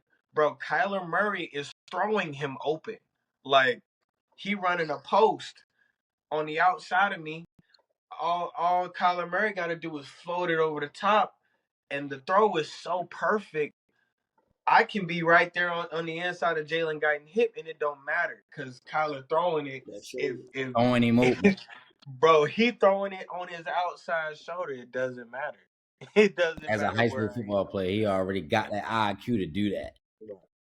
That's different. am. Bro, That's different. so tough. Like it was crazy. It was crazy to experience. I'm talking. I tried jamming. I tried to get experimental and put hands on it, bro. This man weaving, bro. He said, don't reach. I said, bro, we the same. We put our socks and shoes on the same way. Look, this man proved no, we don't, brother. Look, bro, took off, bro. I'm not gonna lie, bro is talented as hell. Like he truly introduced me to like what the speed was and opened my eyes to like what it could be like going up against talent like that. And so uh really that was the only wide receiver, at least that I had gone against, that was like, God, what is going on? Like, I don't know how to react to this, And then I didn't really have that experience again until because I went NAIA. Nothing against NAIA receivers. I just feel like, one way or another, NAIA receivers, they have the talent, but they're just underdeveloped or you need to take more time to hone your craft. You know what I'm saying? Not that they don't have the talent to play at the next level, because I think there's a lot of NAIA sleepers, but there's just something that's underdeveloped there that you need to really hone on. And so, again, moving from NAIA to trying to go to the NFL, that itself was a jump. And I would sit here and say up and down that Dez was the hardest receiver to go up against, but shoot, Dez know how to win in a one-on-one situation, bro. I'm gonna get the fade ball and I'm gonna body you, and that's just gonna be that. You know what I'm saying? So that By was one Dez people, thing. he's But talking about Dez Bryant, by the way. look, true talent for real. But I would say the hardest receiver coming out of college that really opened my eyes to like what the talent level was and what true route running was probably Cam Eccles Looper, bro. I'm talking came out of West Kentucky, went to TCU, ran track at TCU. Boy was putting up numbers, bro. And if he wasn't beating me, the way that I knew that this man was toying with me is if he wasn't beating me one way, he was beating me another way, which was playing with my head when we first went up against each other. Because coming out of AI, bro, he was boy, look, and big pause on all that, big pause, bro, big pause, bro. But I'm sorry, I'm sorry, bro. Big pause, bro. Look, wait, Diddy, man. big pause. Damn, bro. Big pause, bro. He's But like, I Yo, had what? never seen a receiver play with a like tempo and like, bro, like I'm talking. This was my first time doing ones since I came out of college, bro. We at UNT. This man done already had tryouts and had an opportunity with the Detroit Lions. He done already played with the BC Lions. Like, bro done made his moves in the NFL. He's experienced, and I have only gone against NAIA wide receivers that all they know is shoot, doing inside release on inside routes, do an outside release on outside routes. Like they're not getting into the nitty gritty. Okay, play with your pace. Okay, look, like give a look like you going here and it's like go another way. Like this was the first time I was introduced to like NFL level route running. Right. And bro would pick up his knees and he would drive like he was going somewhere, but he really wasn't running full speed. It was an illusion. yeah, And I'm taking off, Yeah, he was you know, really tempoing. Like most people wasn't really doing that though, bro. Like I mean, you saying that, that's crazy to say that. bro. Back in the day. Bro, and he's not even like now he don't post as much about like his craft, but if you take a look at that's another dude, I'm gonna be like, bro, do your research. Do your research on Cam Eccles Looper, because like dudes like that are dangerous to the game because they toy with your head. They toy with like, all right, you think you got me here. You think you guarding this, but like I'm gonna give a look and I'm going the other way for real. Right. Like it's dangerous. It's dangerous, bro, and it makes you look stupid because this man got film on film of making people look goofy in the middle of his route. Like I'm giving you a slight stance here, and the fact that he's at the height level where it's like it's not too tall to where it's like, all right, if you drop your hips or if you drop your shoulders, I know that you're stopping. Like, nah, he's just that height. I'd say probably around 5'10", 5'11", to where it's like I'm deceiving. I'm really making it look like I'm about to take off downfield, and he's fast enough to burn you for sure. yeah, Like, if he wanted to just take off on you, he could take off. But in reality, he's just controlling his pace. He's got the rep in control, bro. Dez was a big body. He was about 200 something pounds, so he not about to try and beat you with his speed. He just gonna put his, you know what I'm saying? He gonna try to go up top and dunk on you, you know what I'm saying? But dudes like that, where it's like you're a guru. You're a guru of the route running. It's scary, bro. It's scary. That's how I learned. Like, okay, yeah, this is the pace. This is the pace they playing at up there, and I can't play around with this. I need to like actually watch how you know what I'm saying? Watch how you getting open. Watch how you trying to move people out the way with your steps. and the way you sway. So it was crazy, bro. Eye-opening moments. So man, I'm gonna switch gears to my last topic here. And I'm gonna go back to Steven for this because it's something you mentioned earlier about, leaving West Virginia. In a sense, so I don't want to use the word saying the moment was too big, but just more so like it was different for you. It was an adjustment, you know what I'm saying? And it was just like it felt like kind of like that pressure and everything. So again, I said I did a little research and I saw that like after you left West Virginia, I believe you went to Memphis. Is that correct? Yeah. And then Memphis, I think you went to what, Stevenson? Does that make sense? Yeah, Or Steve. makes sense. Sound right? And then after that, it's kind of like you just disappear, like you ghost on the internet, man. So like, you take me through that process of just kind of like disappearing. You know what I'm saying? Like, was that like more of a mental battle? You know what I'm saying? Like just mentally, like you feel like, and I bring this up. Vic posted something today that resonated with me. Where he said, "What do you do with yourself when you love the game and it don't love you back?" Right. You know what I'm saying? So like walking away from the game like that, and obviously through the conversation we had today, like feeling like, there probably, I ain't gonna say no regrets, but there's some things you wish you probably would have did a little different. Yeah. Did that all have a effect in why you kind of took a step back from the social media side of things and just kind of like, you know what I'm saying, took to yourself?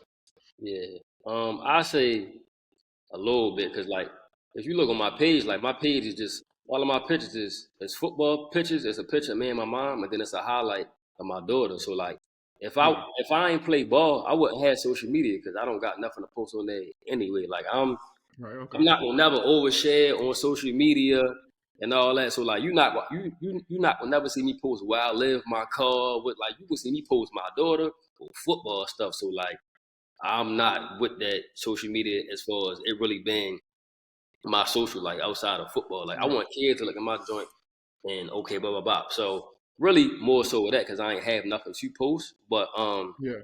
I will say going through that was a little hard transition. So like at West Virginia, when I redshirted, the one thing that made it easy was you redshirt, you on scout team. So I don't know how I forgot about him. One of the greatest players I ever played against in college because I had to practice against him is a cornerback by the name of Rasul Douglas. He played for the Buffalo Bills.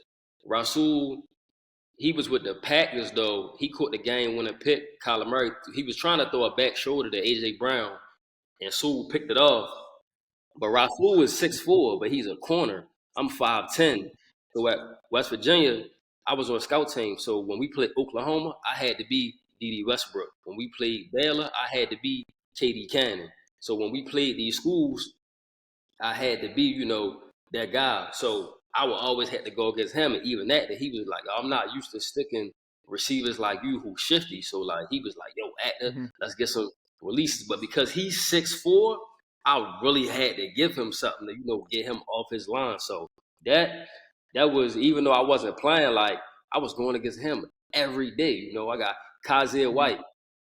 Kazir White played for the Kazir Ooh. White played for, he either played for the Eagles or he played for um Arizona. Kazir's like 6'3", like 230, 240. Safety, box safety, running a 4.4. He's sticking me too. So I'm going against guys that's, in the league who I know that's going there. So having that was, it wasn't really mentally challenging because I'm going against them. But Memphis was definitely a little bit of an out, because when I got there, I couldn't play because what happened was we thought it was a loophole in the system as far as when you go JUCO, you got to get your AA to transfer to a different school. Right. But the thought process was if you walk on, you considered a regular student, so you can bypass that. But when we got there, that wasn't the case. So that was just, I'm like, damn, I'm here in a situation where I'm gonna have to sit out. And then my head coach Norvell, he ended up taking a job at Florida State. And then it was just a lot from that. So it was a eye opening transition really when I got to Memphis. But Stevenson, that was good. I got to play, get my feet wet. I played 2 years there, started all games, didn't miss a game. Um, Mm-hmm.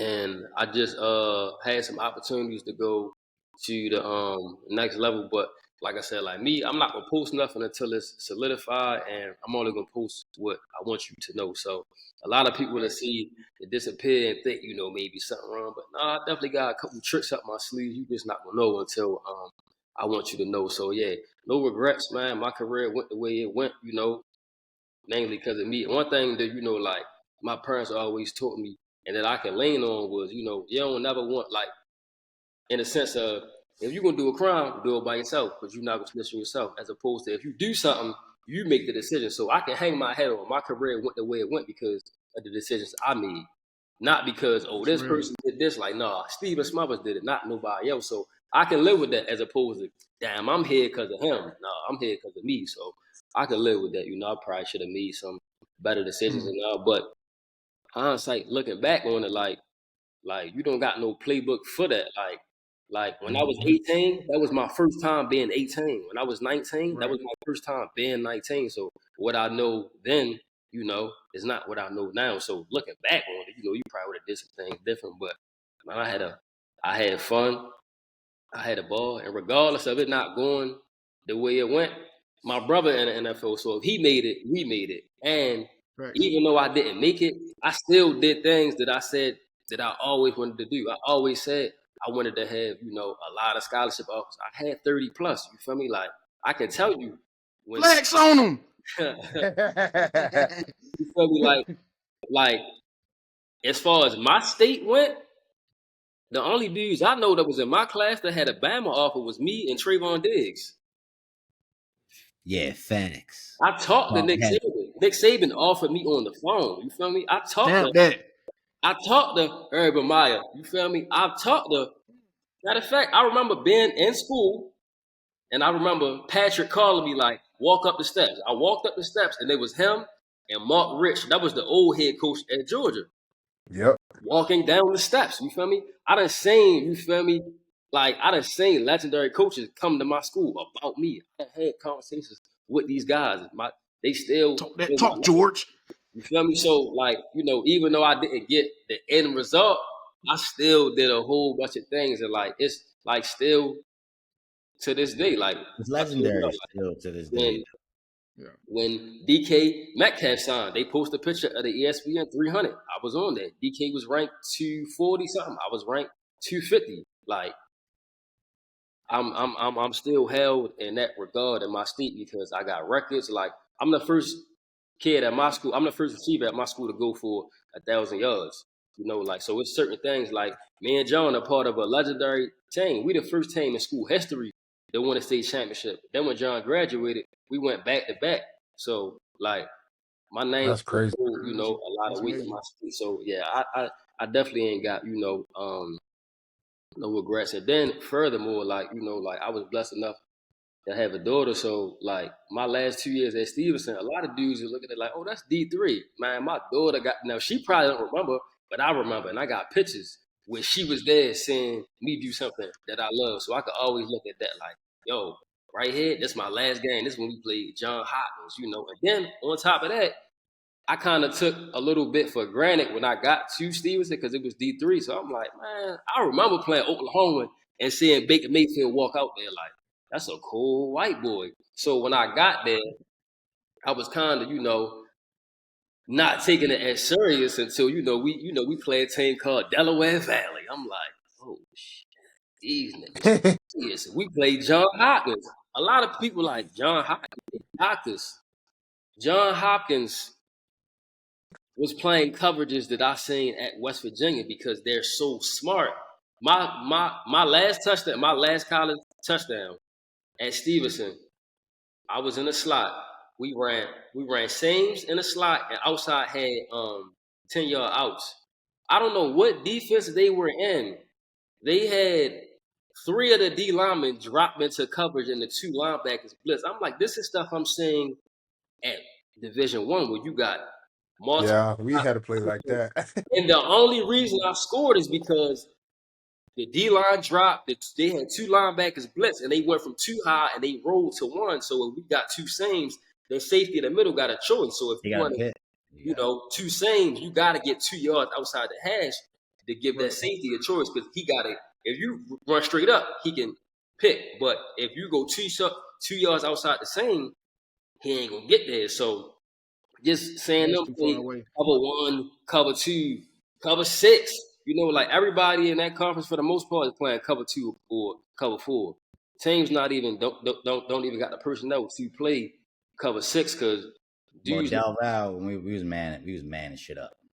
Del Val. Yo, what's 25 name? Yo, the Del Val, the corner. Yo, what's his name? What number? 25. Jalen Mays. Yo, from Philly. Yeah, Shorty was like Oh, no, you talking about Drew Harris, Justin Harris. him. He a JUCO guy Wait, too. hold up. Y'all played against each other in college? No, but Nah, I went to when I was at Del Val. Yeah. The year he was at Stevenson, I was graduated. I was gone, but I still live up here. So I live by the college. So he was Gotcha. coming to play. So I came yeah. to the game. Tell him about what you told me when I played Del Val for the first time. Oh, when they found out he was there, like, oh, that's Tavon Austin cousin. We gonna put him in the hospital. Mm. Damn. They not doing that because my name don't ring bells. They know. You feel me? They know. They're like, and Yeah, we then lost the game, but the dude that just happened. Justin Harris that said that he was like, bro, he's not gonna catch a pass at all today. I promise you Hey, that. that's the best D3 corner I ever won He was against. a JUCO dude. He played at LA Valley He was not supposed to be at JUCO, but with fundamentally Mike sound. Akil Crumpton. Oh Him yeah, and Akil Crumpton is like this. The dude, bro. You know, Kill used to be my roommate, bro. Akil Crumpton, Yeah, he was my roommate in college my last couple years. different. He was He different. is different. I don't No, think you we talking about, utilize him as much as he needed, yeah, I like know. as we should have. But he is different. Don't get me wrong. Different. Yeah, I know. My Yeah, fault to cut Wow. you off. Yeah, he's different. But yeah, Justin Harris. No. Shout out to you. yeah, Shorty. Hey, another shot I want to give with that Devil team. Yo, what's I think his name is not Amir. It's Kamir Blacksheed, number 4, the receiver. Oh, you talking about Damir. You talking about Mir. Yeah, Shorty. Another Yeah. one. He from Yeah. Philly. Mir. Yeah. You talking about somebody who playing with a pace, stop. You think he running 100 miles? He really running 75. He shut down. You think he going left? He go right? Yeah, little Mir, bro. Hey, See, I'm D3, they had talking some about. dudes that could go. And he was one of those guys who he was quick and he was fast. He wasn't quicker than fast. He was quick and he was fast. Like I'm A lot like, of people to go bro, against. what did y'all get him? But he went to a legendary school in Philly. He went to what's that school called? Archbishop Wood, Yeah, right? Archbishop Wood. That's where Kyle Mhm. Pitts was at. Yeah, Shorty. Mark Webb. Y'all went Mark against Mark Webb. Webb? Absolutely. Yeah, Mark Webb, Kyle Them Pitts. Phillies dudes different, bro. I ain't gonna Mark Webb. Oh yeah, I'm when gonna we say was Mike. Yeah, you know Mark Webb. You played with him then. yeah, when we was doing the training process, when I was just training and whatnot, we would go run the little park. It was me, him, and Swift. Oh yeah, Bro. and DeAndre Swift. So DeAndre Swift again from here too. He from PA. Hey, y'all know his daddy? Y'all know DeAndre Swift Swift Fit. He daddy? got a gym in Philly. Hey yo, I'm about to say that. He look like a walking Flex. muscle. Like, yo, Buddy Hughes, bro. I ain't gonna lie. His gym is legit too. He got a nice gym in Philly. He got That's a nice fine. Yeah, gym. That's man, that fine. man But daddy look like Debo, man. No, swear, bigger than Debo. He's shitting on Debo. Yeah, easy, He Hey, said easy. look, Debo, bro. when, Bro. when Swift Debo, committed, bro, snatch all them chains and bring them back to DeAndre daddy. bro, when Swift committed, bro, let me tell you, I'll never forget. It was on Twitter. They posted, like, Who it most was? people when they commit, they posted like the graphic of the player. Man, they posted the daddy as if I'm thinking that's him. So I'm like, man, Swift look a little damn old. Like, what's this? Swift look a little old to be running the ball. But yeah, man. He probably But had one nah, of the man. hardest commitment videos I done seen, bro. Yeah, Oh like yeah, on the yeah. He got All of Philly, bro. I said, nah, that's fine. yeah. That was facts. hard. Definitely That was tough. one of them ones, man. But yeah, man. We hit that end mark, man. I really appreciate you coming on, Steve, man. It was a pleasure. Pick your brain apart, giving the world a little bit more insight about yourself, man. I really enjoyed what you said about that, that resonated with me about, and I'm pretty sure everybody in here resonate, people that's watching, you know what I'm saying? You do a crime by yourself, you ain't gonna tell on yourself. In other words, don't have no regrets. Live life to the fullest. You know what I'm saying? Whatever happens is supposed to happen. You Right. just control what you can control. Right. You know what I'm saying? That's what I Facts. took away from that. You know, maybe this story inspires somebody else. You know what I'm saying? Anybody going through it. I love the fact, the fatherhood that you kind of preached on, like the fact that you been through all these stadiums, been through this highest of highs. You know what I'm saying? I'm pretty sure, you know, like you said, we experienced some lows, but like at the end of the day, you didn't let it waver you. And through all of that, your time of playing football, your most prized moment was having your daughter at a football game watching you more than scoring a Yeah. touchdown, man. That's major, man. Right. So yeah, man, I really appreciate you coming on, bro. Hey, we locked in now, you know what I'm saying? Yeah. Listen, For the like people I said, that's late man, to it, man, my boy struggled to say glad player Vic came personnel, on. but All You right, know, I'm man, definitely bro. say Steve shit. I'm glad you came on, bro. Like I said, we don't talk every day, but like I said, it's still all love always, bro. The fact that you can still, we ain't spoke in a month of Sundays, but you pick Right. the phone up when I call Right. every time, bro. So that's real love and sure. respect always, bro. So I Appreciate appreciate you, you man. for Yeah, sure. I definitely Man. appreciate having you on, bro. Hearing your story, bro. Appreciate Definitely. Inspiring, man. Likewise. Hey, Likewise. man, y'all tune in. You know what I'm saying? Next Friday, we told y'all we coming every week, every Friday. Y'all can get us at 8:30 Central, 9:30 Eastern. I promise the next time, Victor will be on time. Trying, bro. Hey, God willing, bro. Listen. You know, Forgive me, but if you forgive me, I'm trying to get it in check, baby. Family, Yeah. family. Always, Right. bro. I make sure I'm Yeah. in check, baby. I love y'all boys. Yes, There's still some man. good stuff coming, bro. For sure, yeah. So y'all tune in, man. We got more guests on the way. More truth being told, more reels being understood. You feel me? And that's how we gonna end this thing, man. The real understands everything. We keep it real and raw. Yes, sir. Already, baby.